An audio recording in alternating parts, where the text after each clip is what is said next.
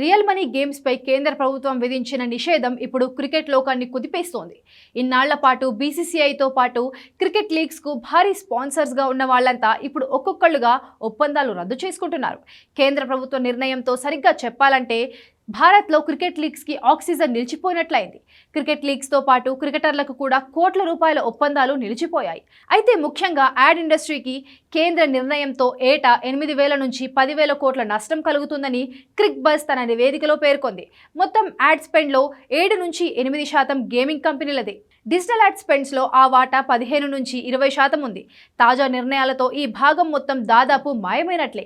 క్రికెటర్ల brand వాల్యూతో పాటు ఆదాయంలో 20 నుంచి 25% పడిపోవచ్చని నిపుణులు అంటున్నారు.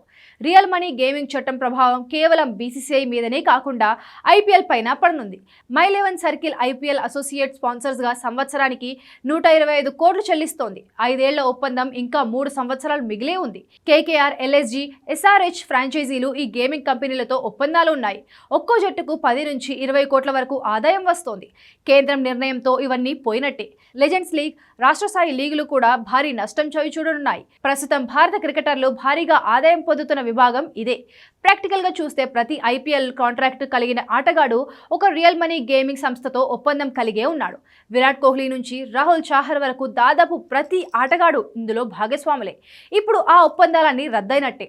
మొత్తం మీద భారత క్రికెటర్లు సంవత్సరానికి 150 నుంచి 200 కోట్ల వరకు ఆదాయం కోల్పోయే అవకాశం ఉంది. గేమింగ్ యాప్స్ వల్ల ఎంతో మంది ప్రాణాలు కోల్పోయారు. ఈ యాప్స్ని బ్యాన్ చేయాలంటూ దేశవ్యాప్తంగా పెద్ద ఎత్తున వ్యతిరేకత వచ్చింది. దాంతో కేంద్రం రియల్ మనీ గేమింగ్స్పై నిషేధం విధించింది.